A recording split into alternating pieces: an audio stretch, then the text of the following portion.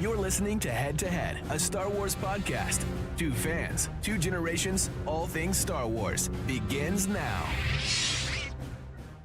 All right, hello everybody. I'm Eric Vansel. And I'm Daryl Sanders. And we're your hosts for the show. And you know what? It's a late stream tonight. Yes, it is. So we're just going to, it's like, you know what? I'm not going to go for all the pretty intro stuff. We're just going to get pretty much right into this. So we decided. Works with me. Yep.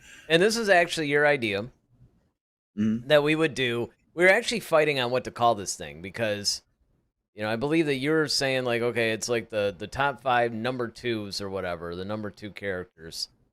And basically, I pretty much figured out what you meant by it. And actually, I decided to run a bunch of them through ChatGPT, and it even got it right away. So, I mean, that's pretty much what it is. But we wanted to have a little bit of fun, make it a little conversational. So that's basically what it is. But it's kind of the top 5 greatest wingmen, right? I mean, essentially, these are characters that are either like sidekicks or, you know, apprentices or I don't know how you want to put it. You know, it's basically sidekicks, apprentices, things like that. Or like you even have like wingmen, like they could be like peers, Yeah, but they just work well together. You know, right? Yeah, I mean that's definitely, and I would say it's definitely the case with at least one of our characters. right? Like Mace, Windu, and Dooku when they both were Jedi's, for example. Of that would be Yeah, and I mean, you know, again, colleagues or peers, more or right? less. Or you look at because you know you would say like one of the number 2s would be like Mace Windu to Yoda. Well, I mean, yeah, sure, Yoda's the primary, Mace Windu's the number 2, but I mean at the same time, you know, he's not. I wouldn't really call him a sidekick. He's certainly not an apprentice. Exactly. Is kind of a peer, but he's kind of like the number 2 guy to Yoda's number 1. So that's essentially what we're talking about tonight is, you know, who are they're really our favorite. I mean, I don't know about greatest. There's so many, and it's funny because when you actually go through the list of the characters that fall into this category, there's a lot of them. I mean, there's a lot. Also, a lot of them. And I mean, the other thing that I should mention right off the bat, although almost in the order that we put this in, almost. But this is not a weighted list. This is not an absolute ranking. This is more like, okay, these are like 5 of our favorites, 5 of the ones that we think are definitely great. But it's not weighted from 5 to 1. Although, it's funny, I don't know what your thoughts are on this, but when I was looking at the list, I'm like, you know, if this were weighted, I don't know, I might have switched one of them out, you know, like move their positions. Yeah, I know what you mean. Which I'll reveal when we're done with the list, by the way. But I mean, this, I almost could say that's weighted for me. As is, right? Yeah. Exactly. Yeah, I mean, just the order that I happen to put these in. And I wasn't even really, you know, unlike usual, I wasn't really cognizant of what order I was putting them in. I'm just like, all right, well, this is cool. Let's just do this. But yeah, I mean, it's just amazing how when, you know, I was putting this together, I looked at it and I'm like, oh, all right, I could, you know what? This could actually be a ranking. This could be weighted the way that we have this.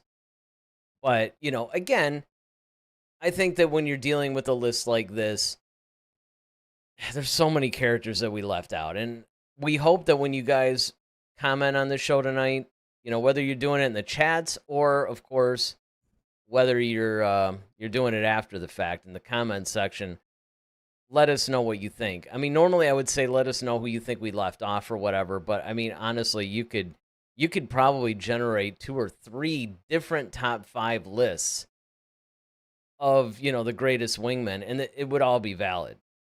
Yep.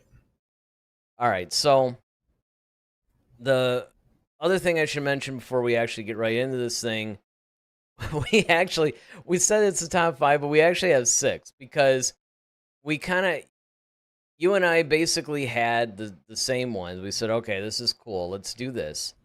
But you and I both were differing a little bit on one. And so instead of like trying to duke it out and debate and argue over it, because I know you were busy Yeah. today. I was busy today. It's like, you know what? All right, here's what we're going to do. We're just going to have we'll just put number 5 as a tie. We'll put number 5 as a tie. And Yeah. so technically there are 6 people on this list, but hey, I digress. So is there anything that you want to say about this before we actually dive into this? No, I mean, I think this is going to be fun. I think some people will uh, kind of figure like, yeah, I figured these characters would be on the list, Yeah, but there there's some might be some obvious ones. surprises. Like I think our number 5, I don't think will probably resonate. People will get it probably like when they hear it, but they probably didn't think about it initially. Well, I'll say this. The number 5 that you chose, which is the one we're going to do first, that one Okay. definitely falls under that category where it's somebody that if you think about it and you think back, you're like, "Oh yeah, that makes Right, sense." almost like duh. Yeah. Right, but it's not, you're right though. It's not somebody that would just like jump out at you. Like you wouldn't, that's Hmm. not a go-to like some of the other characters on this list. My number 5, Right. I think, is one of those like surprises. Like, I mean, Yeah, yours it's a definitely. little bit more of a, you got to be somewhat of a hardcore fan for my number 5. But again, one of the things Yep. that we like to do on this show is we like to expose people to the deeper Star Wars lore and characters and some of the stories maybe that don't get, even though this was the source of my number 5 is wildly popular. So it's not, Yeah. I would almost put this person in kind of like the Thrawn category. And speaking of him, Balian could have been on this list. Mm. Actually, I Yep. I didn't think of him right away, but and I like Palian a lot better than I liked Vanto, Eli Vanto. Even though I liked Eli, don't get me wrong. All right, so without further ado, let's go ahead and knock this out. So your number 5 is Captain Rex, and that's the one that Hmm. wouldn't necessarily jump out at you, but when you really stop and think about it, especially in light of the Clone Wars animated series, obviously you had the prequels, and even like Rebels. I mean, wasn't he was in Ahsoka too, right? Which live Mm, action clone was it that was in Ahsoka? It was either that or Andor. It was one of them. One of them was in there. I don't know if it was Rex though. It might have it been. was Rex though. I don't think it was Cody. It was Rex. Yeah, it was Rex. All right, well, Captain Rex I is think your it was the Obi guy. Wan series. I think it might have been the Oh, Obi Wan maybe series. that's it. Yeah, that might have been it. Which Yeah. I'm rewatching, by the way. My mom wanted to watch it. Uh, Oh, cool. Fell asleep the first episode, but she had her pill. She has an excuse. I'm kind of like, you want to watch this or what? But actually, Oh I man. want to. I wanted to see it anyway because I'm trying to rewatch some of these shows. Yeah, they are It, cool to like I want to collect go it now back that to the they're all done. Mandalorian. Yeah, because the problem is, especially on some of those later ones, well, really all of them. On the initial watching, we were watching them to review them.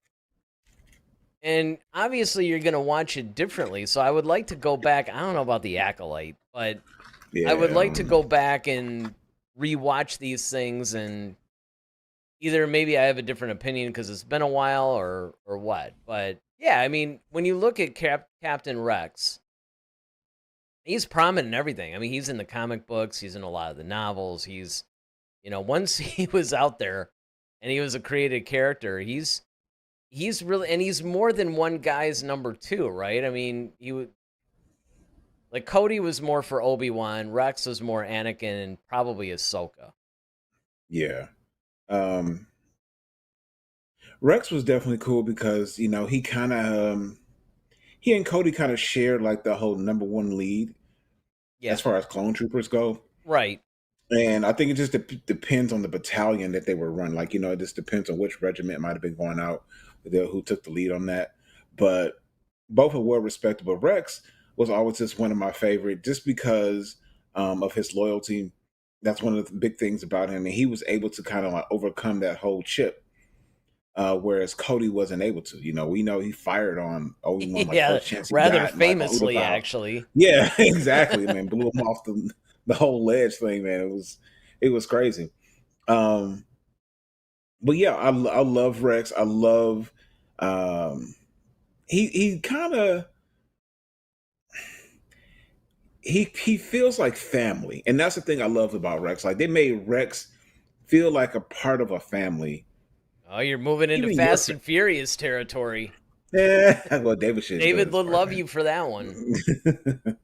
um, but yeah, he kind of feels like a family member, especially like as we see him mature and get older, because now he's got the, the white beard and he's more seasoned. He's not as in shape as he used to be, but he's still resourceful. He's still wily.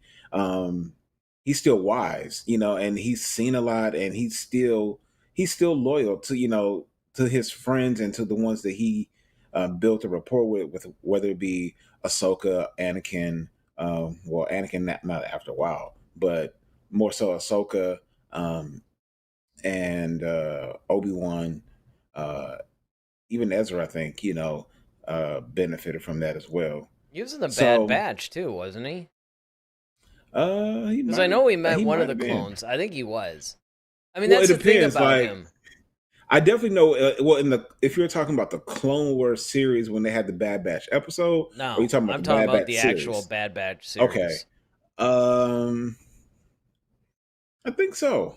I think I they know did because there have was that storyline where they met the old clone and all that. Because remember, one of the things that we loved about the Bad Batch was the fact that they really dealt pretty in depth, actually, on the struggle of the clones and what they went through after Order 66 and the Empire took over, and how, the Empire basically was like, okay, well, we don't really need them anymore. And at first, they were pretty content to just let them go off into civilian life hmm before they perceived some of them as a threat or whatever and started trying to eliminate them. And then you remember they had that whole like clones rights and that like clone bill and all that Right. stuff. Yeah. Yeah. Yeah. So Yeah. they really, and we actually saw that through Rex, and I thought that that was cool that he sort of embodies the Clone Wars story beyond Episode 3.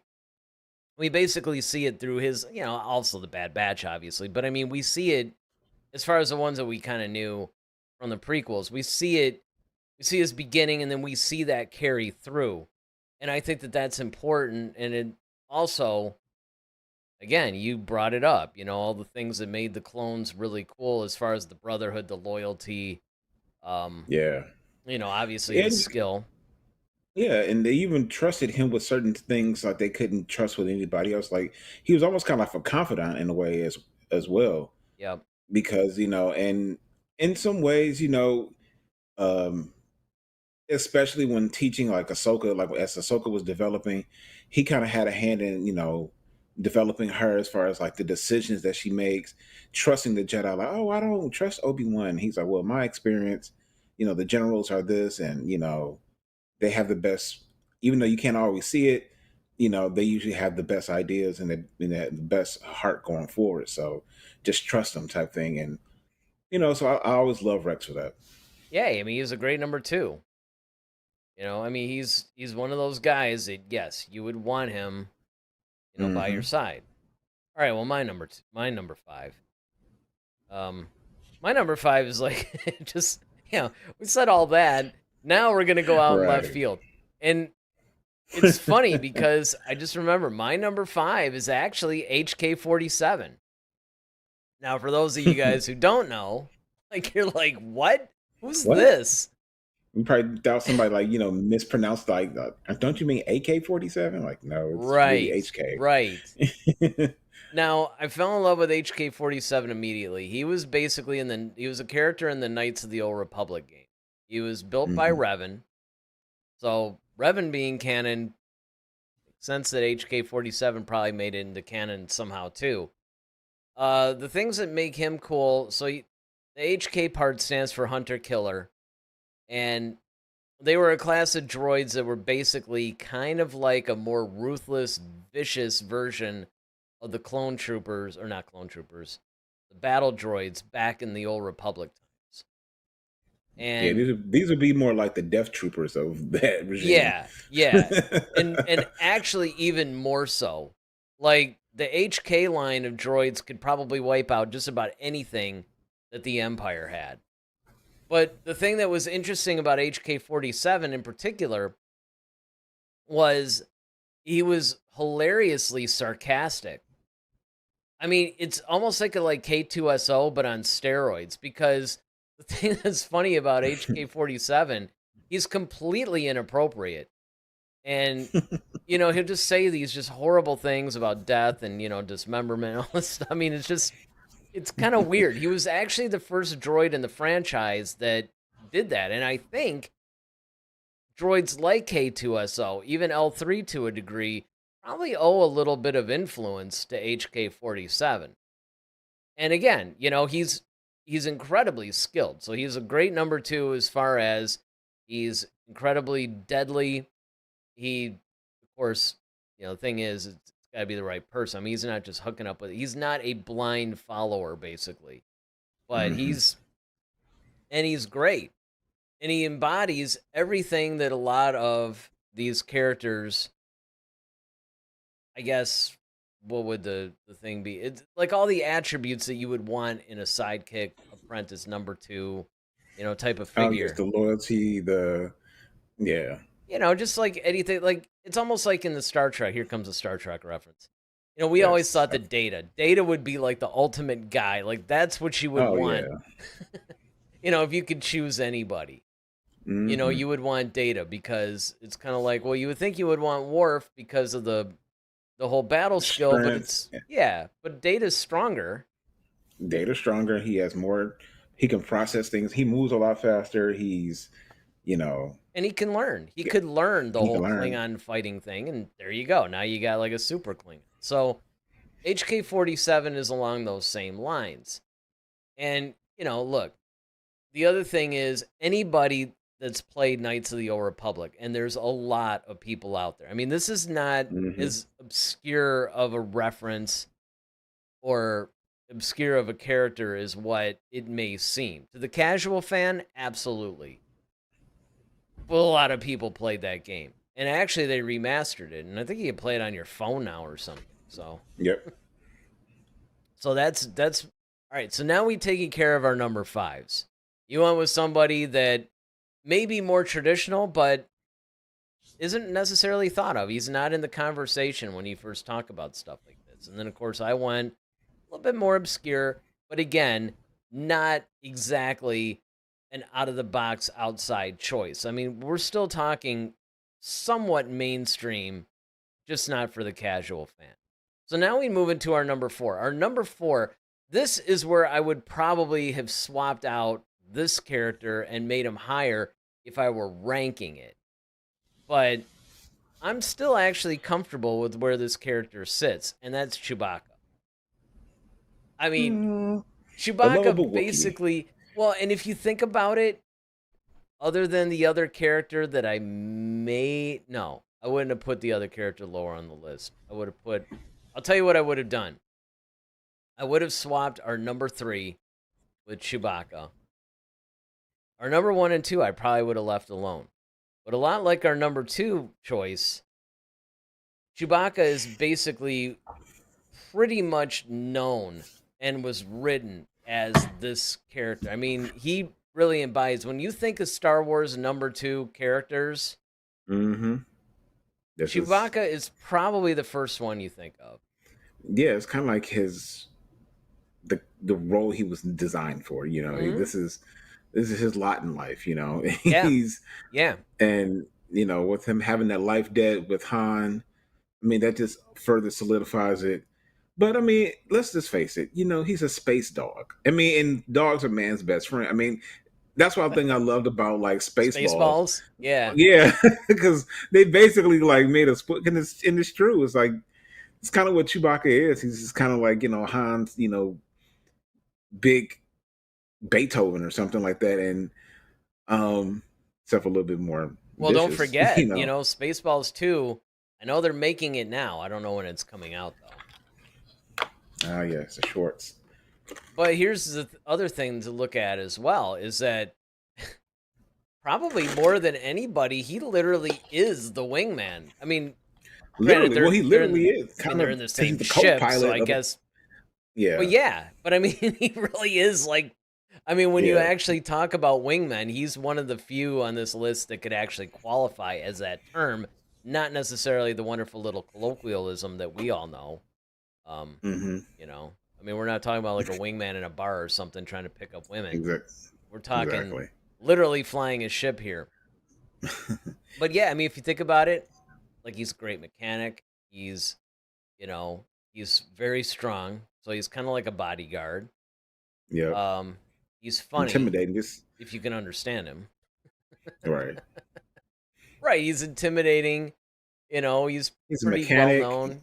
Yeah, I mean, he's the guy that I think kind of like what we're saying, man. I mean, he's what you think And of. yeah, and he has heart. Like that's the thing about Chewbacca. Chewbacca's lovable. You know, like who could ever forget like the scene with him with the porgs? And I think that was one of the better well done moments in the sequel trilogy is when he was about to eat one of the porgs and they all were like They're looking just at him looking like at him. he feels guilty, like, oh man. Puts Like I it really down. wanted to That's true, but I have to say this. For us to talk about that scene, and that's one of the greatest moments of the sequel trilogy, you know you're in a little bit of trouble. right. I mean, Right. I mean, when you put it that way, yeah. I mean, when you're saying, look, this is one of the greatest moments of the sequel trilogy, you're like, ooh, yeah, we're they can have some scraping the problems bottom here, but it is. I mean, you're not wrong at all. I mean, it's that's basically what it comes down to, is that it just shows this character and what he's about and everything else. And they've tried to duplicate the Han Solo Chewbacca relationship with some of the other characters. Yeah, it just doesn't work though. No, and I mean they even try to substitute, because don't forget, I mean, we think of Han Solo and Chewbacca, but there was a very real chunk of time where it was Lando and Chewbacca. Yeah, that's true. After they went off looking for Han. Now, of course, Hmm. for us, it's sort of like we look for Han. Next movie picks up. Okay, they find him and they're trying to rescue him. But as we see from a lot of the comics, a few of the novels, there's a lot Yeah, of like in real, a yeah, lot in of real time. adventures. Yeah, And there's some time absolutely. that happen in there. So that's pretty. I don't know. It And just if I wanted to have a wingman, this kind of solidifies your point, Eric. As far as like Chewbacca kind of having everything being a pilot, he's a mechanic, he's a little he's a comedian. You're cold. I thought that was hilarious. yeah. That's Um, well, they were like the in yeah, I Star mean, in Star Wars history, in the entire franchise. They are the best like duo. yeah, but can we give a shout out to his bowcaster? Because I can still never get enough of that weapon. That thing is super cool. Because the whole time I've always in the original trilogy, I never really saw him fire it. Well, I mean, he did so he did fire it several times in the original trilogy. They just didn't focus on it, You and didn't. Well, they didn't show the impact of what it well, does. because they didn't have the technology to do that. Right. I mean, you That's what I'm got the saying. basic bowcaster, laser bolts or whatever kind of a thing, but it wasn't like what you got in the sequel trilogy, because they just didn't have. Because I mean, Yeah. if you think about it, anytime they got into a firefight, right? Like starting actually with when they were on Docking Bay 94 and those stormtroopers were trying to stop them from taking off then. Chewie was firing, providing cover for Han, Luke, and Obi-Wan Was and it all with the those guys. bowcaster? I don't know why I thought it was a blaster, a regular Nah, he blaster. always uses bowcaster. He never used a different weapon. There was one time where he did use a rifle, and that I believe was in Bespin. I think he may have had. You Yeah. guys can correct me if I'm wrong in the comments, which I'm sure you will. Didn't they use it also on the Death Star?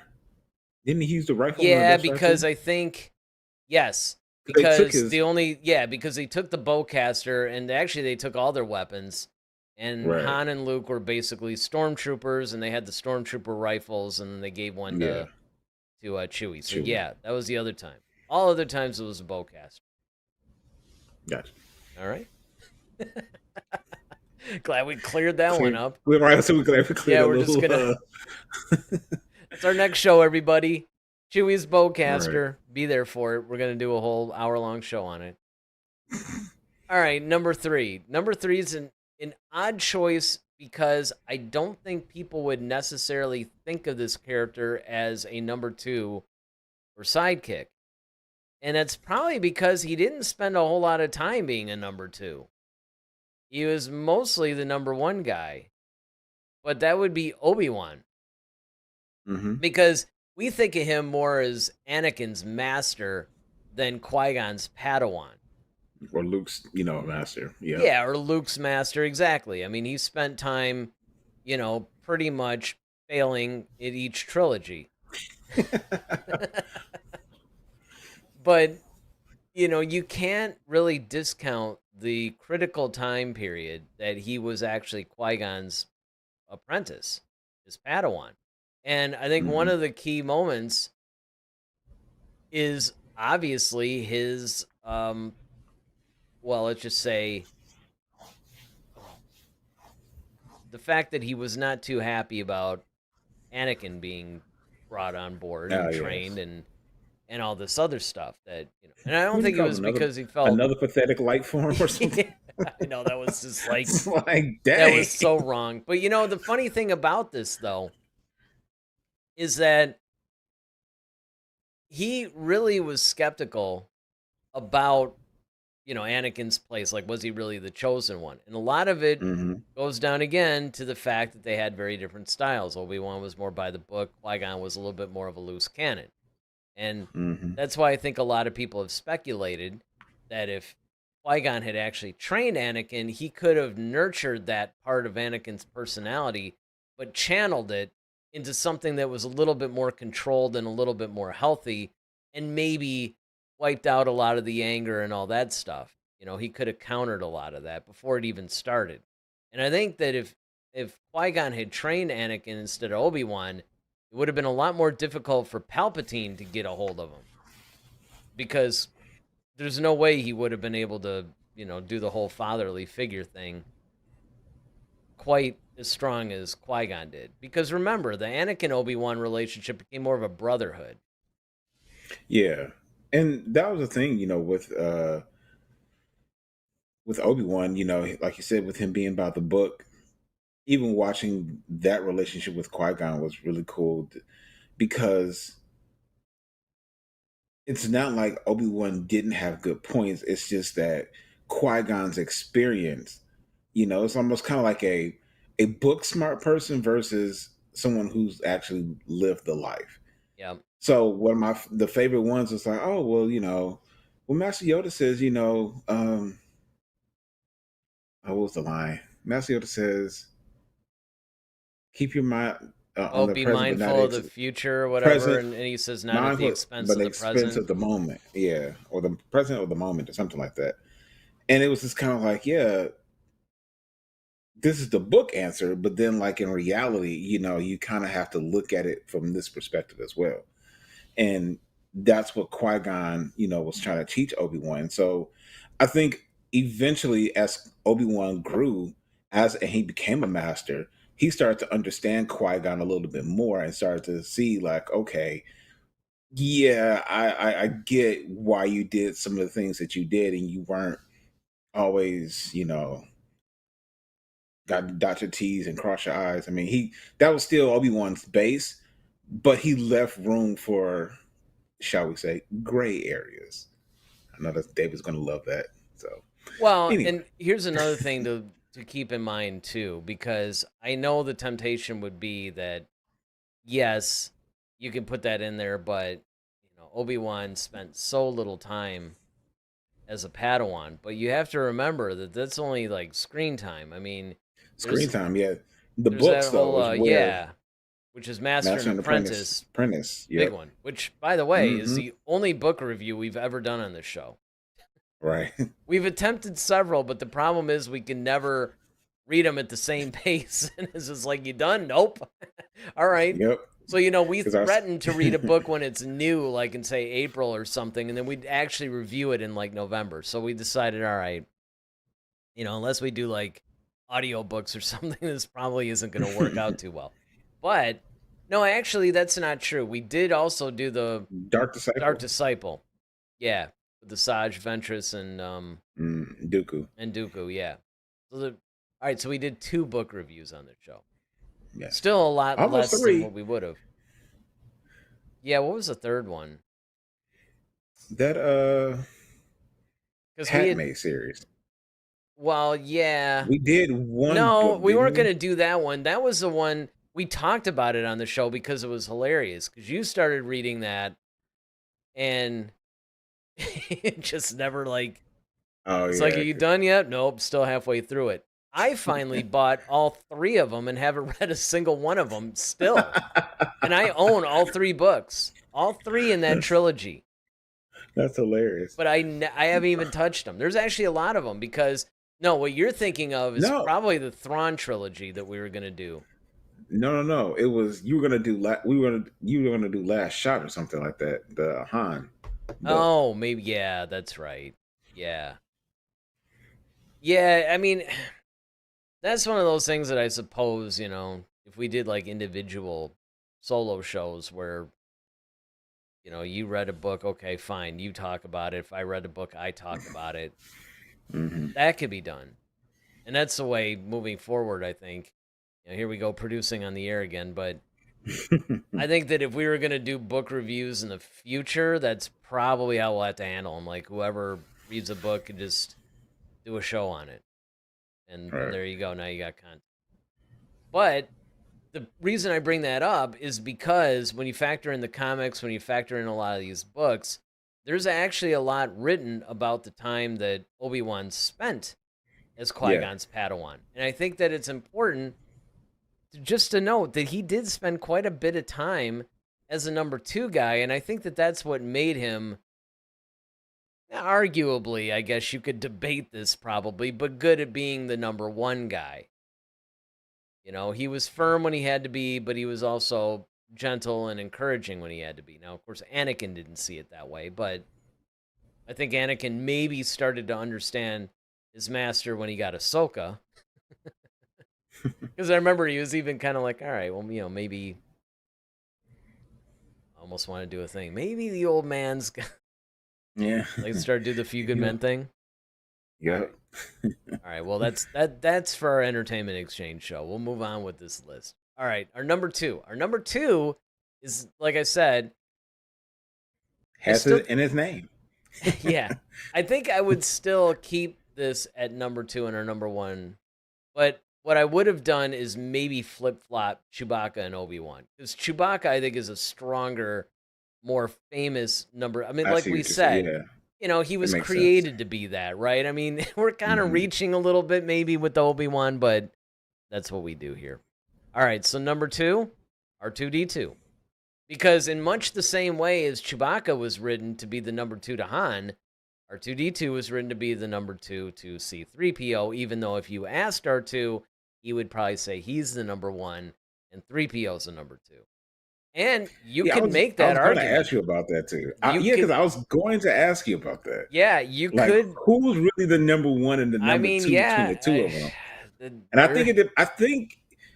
think for them it depends on the mission or because if it's something where you have to, like for example, Jabba's palace, 3PO kind of was like the number 1 guy because he had to do a lot of the talking. He kind of had to do at least he tried to do some of the negotiating, well, let me make the argument of why I would say R2 is always going to be the number 2. It's because 3PO always has to articulate the mission no matter what. He's always the go-between. He's always the one that's cleaning up R2's messes. I mean, granted, I guess you can actually make the argument that that's why he's the number 2, but it's weird. This is one of those situations where, in a way, to me, it's almost like the Anakin Obi-Wan thing.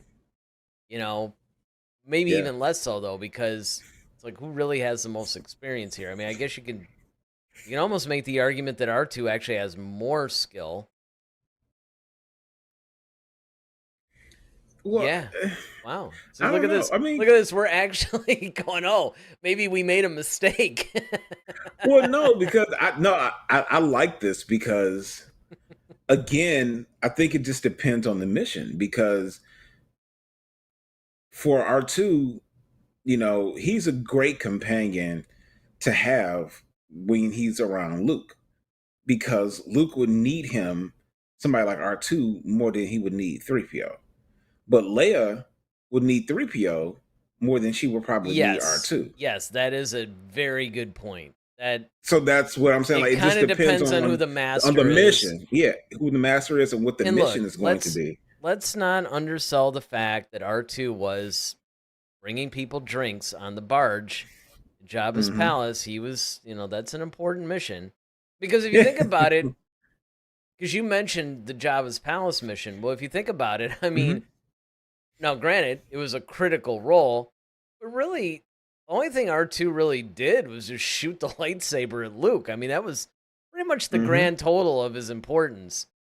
Other than maybe Yeah. gathering a little reconnaissance by pretending to be like a waiter droid or whatever. But 3PO, like you He did said, deliver the message initially. he That was very did. important. Yes, that's true.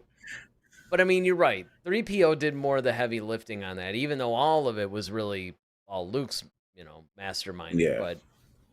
But yeah, I mean, that is an interesting one that did not occur to me until we just started discussing it. It's like, well, really is number one and number two in that relationship. Well, yeah, just the two of them, but then like I can see why R2, like, he's prominent in a lot of stuff because we're following Luke's story a lot more, and he's more akin to Luke.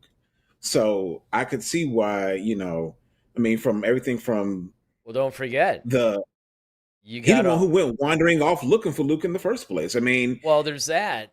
So you're talking about like the sequel trilogy too? no, well, I mean, we can. Well, but here's the point that I was gonna make that strengthens. It's not just Luke. Don't remember, he was Anakin's right hand droid too. And he was True. very, very. You can make the Hmm. argument that he was almost more important to Anakin than he was to Luke. Not by True. much, but a little. And then the same could be still said for Padme because 3PO still was Padme's. Yeah, that's true. So, Yeah, yeah. Basically I fulfilling the mean, same role. Yeah. the same thing. That's what I'm saying. They just passed down from like the parents to the Well, kids. we were talking about the Jabba thing. Let's not forget that later on in that film, if it weren't for 3PO, the Ewoks would have totally just eaten them.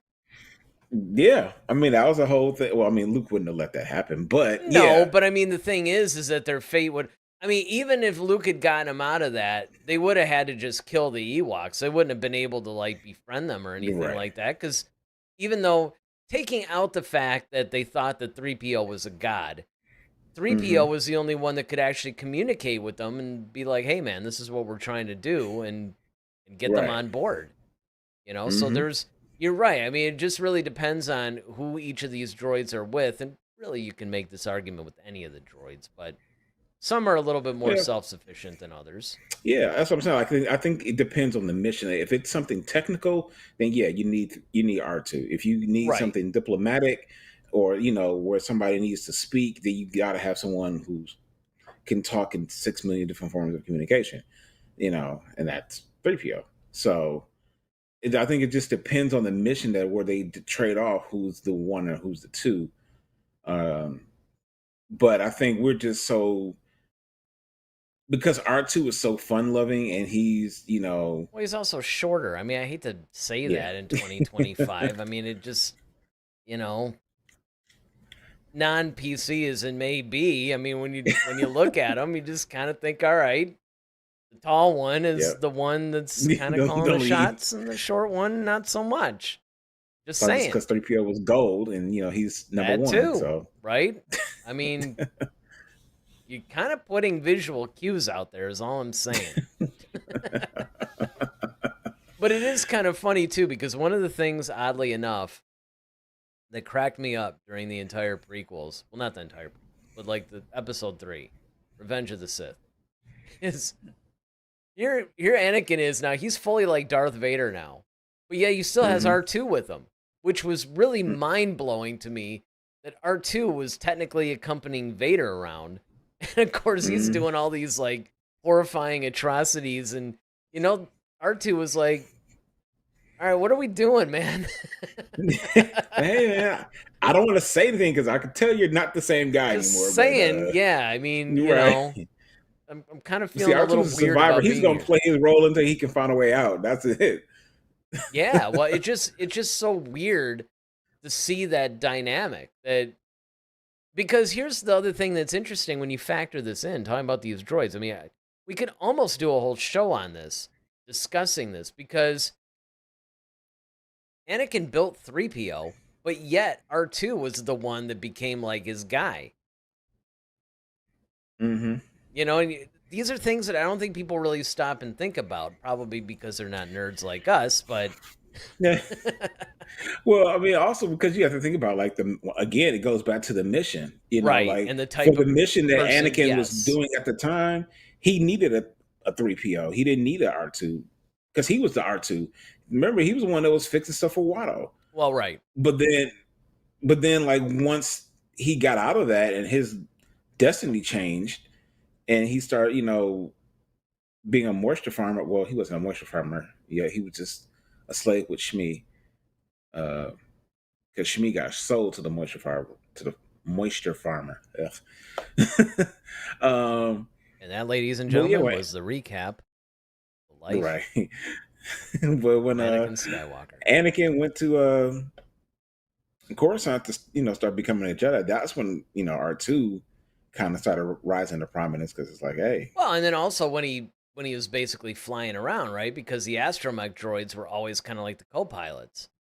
yep, So again, much like Chewbacca, R2 is the only other true wingman in this list. right, right, true, that's very true. Mm, Because even though you can make the argument that our number one also could be put in that category, they can't because his number one is not a pilot, not a wingman. But the other thing that's interesting to me when you analyze all of these things is looking at the relationships and how they change between the characters. Um, you definitely see, and I want people to put this in the comment section, by the way, because this is something that's always been debated, even though some people in the Lucasfilm camp have, well, they kind of squashed it a little, but not much. Remember the scene when Han was about to be frozen and Boba Fett was going to shoot at them and Vader Oh yeah, slammed his blaster got down? There's long been rumored because he knew it was 3PO and he didn't want 3PO harmed. Now, of course, one of the counters to that is like, well, he's kind of already in pieces. On the other hand, he was repairable. It wasn't like taking a blaster or something. So, even though he did kind of take a blaster, which is what put him in that in the first place. But again, I'm curious in the comments section, what do you guys think? Do you think that that's why Vader did it, or do you think it was just for a different reason? Put it in. well. I always personally thought that it was for because he didn't want Boba Fett to like accidentally destroy the thing before Luke got there. I mean, that was the whole reason why they were there. You start blasting in there and you miss or something happens. I mean, granted, he is the ace bounty hunter, so I mean, there's, you know, but I think it was more Accidents so happen, though. accidents happen, and like because he kept saying like, I don't want the Emperor's prize damage. Right, He which is was why, very yeah, no, I'm particular about this. 100%. I mean, that's something that I think that you do have to, I hate to say that you got to be careful, but you have to be careful. Yeah. So I don't necessarily argue the fact um that you do have this, that being the reasoning. Let's put it that way. Because it's really, if you think about it, it's pretty vague. I mean, it could be a lot of things. It could be that he didn't want him to accidentally hit, Leia or Chewbacca or something like that, because maybe he was going to continue to use them as leverage. I mean, Hmm. there's a lot of different theories floating around. I'm just curious on what our audience think it is, and would love to have that in the comment section. Maybe I'll even put a poll up on that too. That might be fun. All right. Well, speaking of which, should come as no surprise, our number one is Darth Vader. Now, here's the thing. some people might actually be surprised because I don't think people necessarily think of Vader as a number 2 all the time. However, Right. if you actually look at his relationship, primarily through the original trilogy, even through the prequel, he spends his entire life being number 2. First, he's number Number 2 to two. Obi-Wan. Well, first Qui-Gon, Mm. then Obi-Wan, then Palpatine, Well, actually, yeah, Well, then Palpatine, then Tarkin, and then Palpatine again. So, well, I wouldn't necessarily call him a number two to Qui Gon. I would say that's still more Obi Wan because he was too yes young to and do no, because anything. if you remember, he was starting, like, Qui-Gon was still starting to. I mean, I know what you're saying, but I just mean as far as that master Padawan relationship. Qui-Gon was starting it.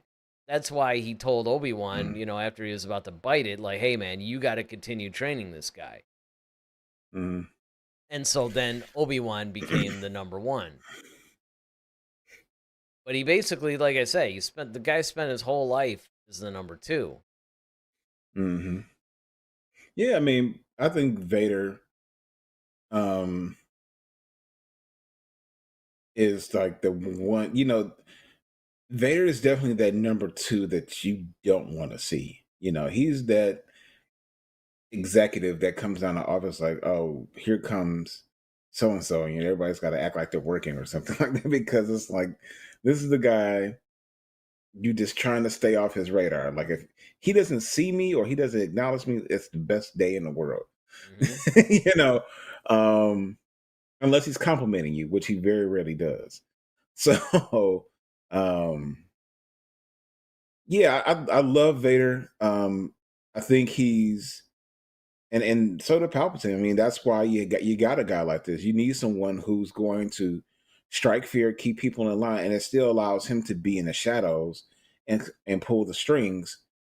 And people just are aware of the Emperor, but it's like, I mean, and if you look at Vader, I mean, he looks like the Emperor, or he could be an Emperor, just because of the helmet, the whole samurai thing, the cape. I mean, the fact that he's like almost 7 feet tall, he's big, he has this booming voice. I mean, and then of course, he just dispenses people, especially after the Death Star blows up, the first one at least. He's dispensing people left and right. He's choking like half the. That's why I love that whole little thing. It's like, hey man, you got to slow down on choking some of these admirals. I can't replace everybody that quick, you know. Well, and that's the thing But too that I love, and this is really more when you read some of the books, but especially the comics, because there's a lot of times where Vader starts to think, "Hey, maybe I'm, the ultimate power here." And I mean, Palpatine with like zero effort at all just grabs him in like a force choke, you know, lifts him up mhm. in the air, throws him around like a rag doll. It's like, nah, dude, you got a long way to go before you eclipse me. Even though both he and Yoda admitted, yeah, this guy's going to surpass us. But that was really mostly if he had remained More non-mechanical. human. Right. Yeah. So, it diminished him somewhat, but obviously not much. It should also be noted, by the way, that this is the only villain number 2 that we have. And we could have had more. I mean, Yeah. there are no shortage of villains Mm-mm. or Like villain you number said, Paleon 2s. earlier. Well, yeah, that was one, right? Tarkin, you mentioned. He Sure. could definitely been one. Yep. Yep. I mean, there's, then when you go into the franchise, it's even, like deep, it grows even more. I mean, man, you can almost say any Sith Lord after the rule of 2 is an automatic number 2. So they become number Kylo. 1, You know. so, Darth Maul. I mean, there's there's a lot, but the reason why we chose this list, besides this being our favorite wingmen, if you want to call them that, are number 2s. And I think that this is important to note. Basically, these are the ones that we felt were the most impactful. It's not just our Hmm. favorite. It's kind of like, okay, well, when you're actually thinking about the number 2 guys to their respective number 1s, who had the greatest impact? And if you go back, sure, all right, our number 5 we're kind of giving. There might be people that go, hey man, I don't know, like Captain Rex, HK-47, really? Like this is the greatest impact? You didn't pick Mace Windu. You didn't.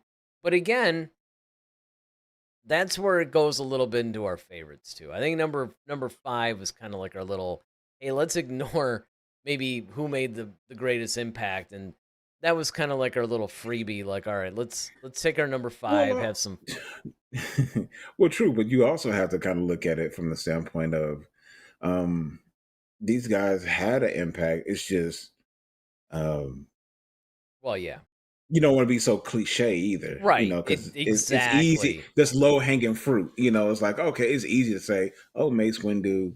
Yeah, it's easy to say that, but when you really think about, like, no, there were some really great characters that don't always get the recognition that they deserve for being such great characters and playing their role. And sometimes that role is the number two, but they play it to perfection. By the way, I just want to put this out there now. You should be extremely proud of me about this show. Uh oh. I'm You serious. sound you sound to be extremely proud of you about this show. Yeah, because Lobot's not on the list. I mean, you know how I feel about that Yeah, character. yeah. Well, yeah, and And I left him that off. is yeah, that is. See, that's one of those things where, like, okay, He you. perfectly is the number 2 to Lando. I mean, Mm-hmm. that would have been totally fair game, and this would have been the kind of Yeah. list. And hey, if there had been a top 10 instead of top 5, I probably would have put him on there. Oh yeah. But again, he had a big impact. Like, he had a huge impact. If it weren't for him, they You wouldn't have also been could say saved. Lando himself too. I Yeah. mean, that's what I'm saying. Like, you know, it's just so, like you said on the onset of the show, though. There's so many characters you could come up with a bunch of different lists, Well, and and they will again, all it's be true. impact, right? Because for me, it's Hmm. impact. Like, for instance, a fun one might have been, like, say, Bib Fortuna. I mean, It's true. so there's part of the audience that are like, who? And then Who? there's the other Right. part of the audience is like, really? Right. I'll tell you one, though, that probably could have made the list, but again, I Abu just didn't Frick. feel Oh, sorry. I didn't feel it was as impactful, but certainly worthy is Fennec Shan. Or I even got one even better going. If you want to go there, we could say Grief Karga Yeah, I don't know if I would consider him a number 2 though, to because Mando. but he wasn't really like going around with Mando. I mean, I would almost, if you're gonna do that, Cara Dune would have almost been more Oh, yeah. than Grief. Grief was the one that was basically giving him the job. In fact, you could actually say Mando was more the number 2 to Grief, but then that kind of divides up. That's a little weird. You could even say that Mando was the number 2 to what's the Ugnaughts name? The one that Nick Nolte voiced. Oh, it's like right there. Uh, Oh, it's like right there. I know. Quill. Quill. Yeah. There you go. So there's, I there's say just so Quint. many. When you actually say all of these different characters, you're like, oh, you could say Ahsoka to Anakin. That would be up Grogu. there.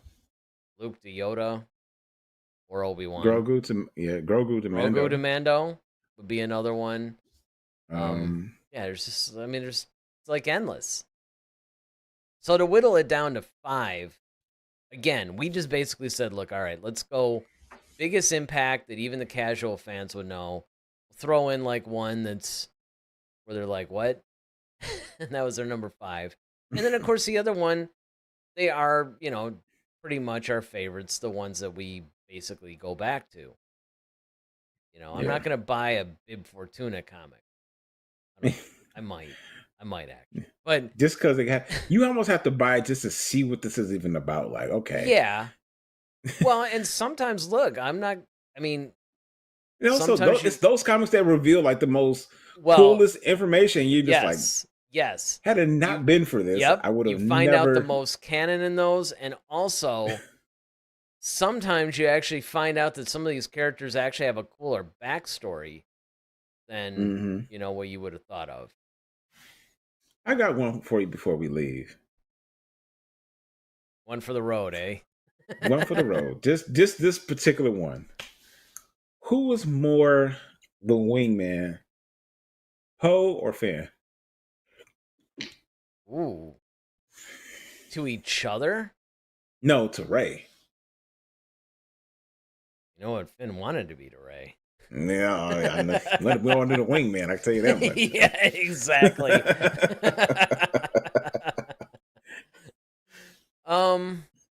Great relations he wanted to have Well, with Ray. it would be Finn, hands down. It's not even a question. Look, in not in the novels, but in the movies, Ray didn't even meet Poe until like Rise of Skywalker. Or at the very end of Last Jedi, actually. No? Yes. Because in the novels, she met him in The Force Awakens. In the movies, she met him when they were all escaping out of the Millennium Falcon at the end of The Last Jedi. Mm-hmm. So, Poe didn't even meet her until like half the trilogy was over. Finn was right there from the beginning, and they were going on a ton of different adventures together. And of course, he kept calling out Ray's name every 5 minutes, too. Yeah. Ray! So, yeah. Like he had some Tourette's. Exactly. Now, the interesting question, if you wanted to go there, like a comparison like that, would be who is BB-8 more the wingman to, Ray or Poe? That, you could actually really get into some discussion on that one. You could. But I think it's always understood that it was Poe's droid, so... Yes. But it's almost like... You know, it's... Ray adopted him a lot of times, yeah, sure. and I mean, because, again, this is something that you pointed out about the original trilogy. When you look at somebody like R2 and then 3PO. 3PO. 3PO generally went with Han and Leia and Chewbacca. Mm-hmm. And then R2 went with Luke. So anytime they split up, the droids would go there. But with somebody like BB-8, he kind of spent some equal time with both. Like, he would always default back to Poe. But then he also kind of accompanied Ray. It was almost like the Luke R2 relationship, but with two different characters, though. Like, BB-8 was cheating. Moonlighting. Yeah, a little moonlighting. But I think, so to split the difference, I think he's Poe's droid, but I think he was eventually going to end up becoming Ray's droid. Yeah. Because I think it became more like, okay, well, Ray's going to need someone who can help her out, because, in certain situations. But, BB-8 was the one to fix that engine and that made him go like almost in hyperspace when he was going to reach that dreadnought. That's the thing. I mean, maybe Poe can get Dio as like a consolation prize or something. I don't know. But that's an interesting thing. And look at how much discussion that it's actually taken up. Probably like 5 or 10 minutes, because it is an interesting thing that not too many people have pointed out.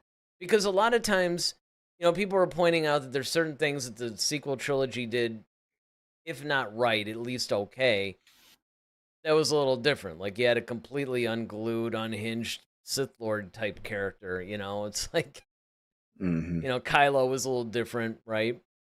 But then the other thing is, when you look at BB-8, it somewhat turns that droid type partnership on its ear, because usually you can say, okay, this droid basically belongs to this person. Like, they're kind of matched up. But with BB-8, that's not really the case. Well, here's a way to sell it. He belongs to Resistance. Yeah, company property. That's right. They're all just borrowing him. Exactly. Yeah, I mean, hey, I'll go with that. I mean, why not? Because it's sort of weird how, Chewbacca basically floated. Because the idea, I think, that they were trying to sell was that Chewbacca was always Han's, number 2, but then he was going to start to be a little bit of Rey's thing, and then by the end of it, you really weren't even getting that vibe, really, because she's by herself at the end of the movie. Now, the thing I don't remember, you know, the last scene when she was like, "I'm Rey Skywalker" or whatever, and then she ignites the Mm-hmm. yellow saber. Was BB-8 Mm-hmm. with her? I think so. I think so too, but I don't remember. Because to me, that Yeah. would settle it too. Like, I mean, if BB-8's with her then okay, she won.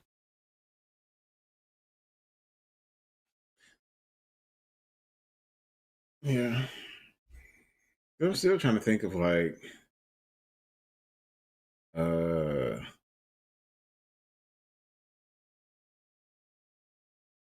because she's the one who took the X-Wing to Exegol.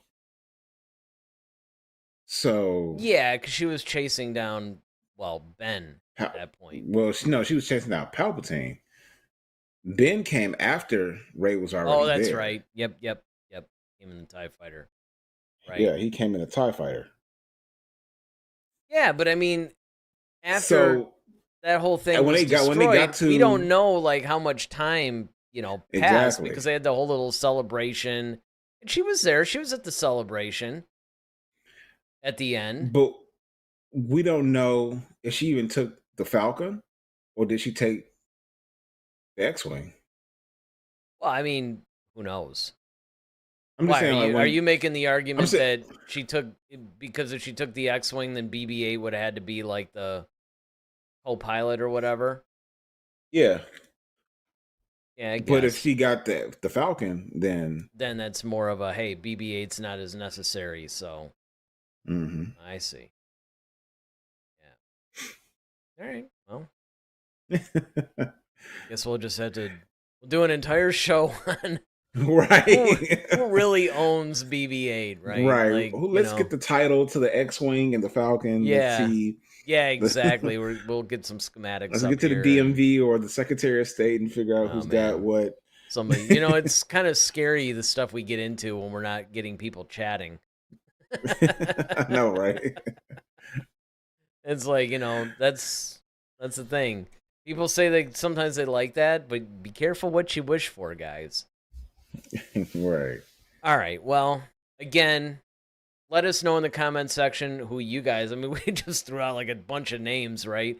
But who basically resonates with you most as a number 2 guy?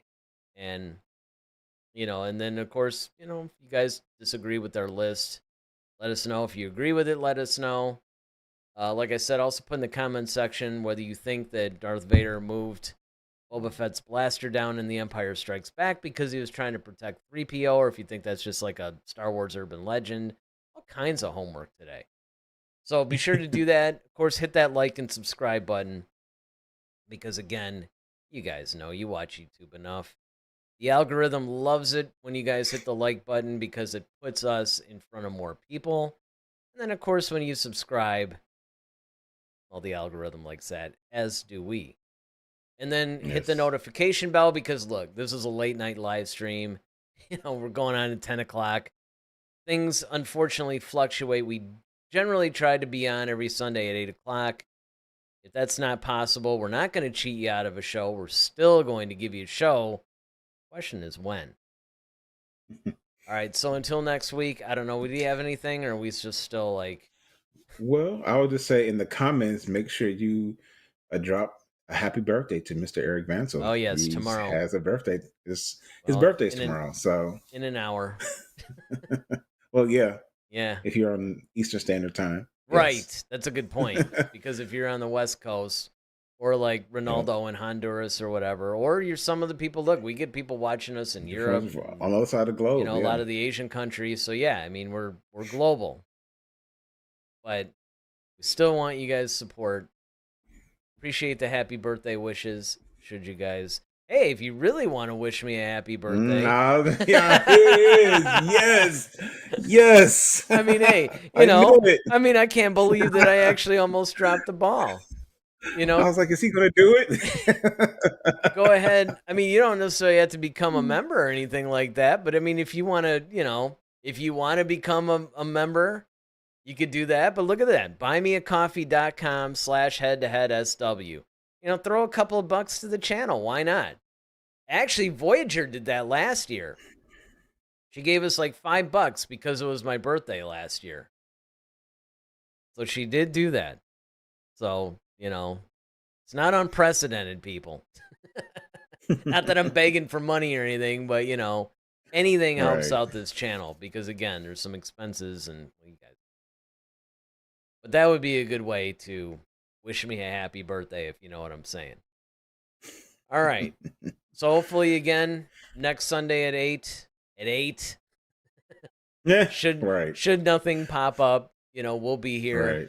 Watch the channel because I know I've been threatening this for a long time, but I am going to try to actually put out some additional content beyond these live streams because I really think that that's one way that our channel is hurting. I mean, we even mentioned, right? Like if each one of us read a book or something, we can come up and do that. Because actually, that's one thing we haven't seen. You have never done a solo show. I've done a pile of them. Starting, actually, I believe, with your accident.